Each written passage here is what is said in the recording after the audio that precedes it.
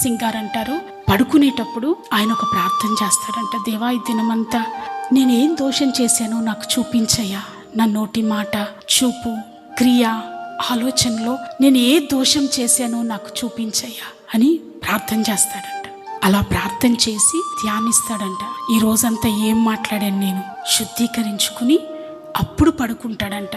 ఎందుకని అలా చేయడం చెప్పండి? ఒకవేళ శుద్ధీకరణ లేకుండా పడుకున్నాం, సడన్ గా మధ్యరాత్రి 3ంటికి హార్ట్ అటాక్ వచ్చేసింది, మనం ఏం చేయలేం, ప్రాణం పోయింది. అప్పుడు శుద్ధీకరణ లేకపోతే పరలోకానికి వెళ్తామా?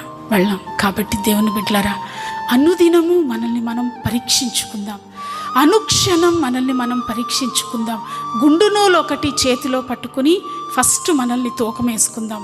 పాపం మన గృహంలో ఉందా, మన బిడ్డల్లో ఉందా, మన భర్తలో ఉందా, మనలో ఉందా? రోజు పరీక్షించుకోవాలి, రోజు పరీక్షించుకోవాలి. అందుకని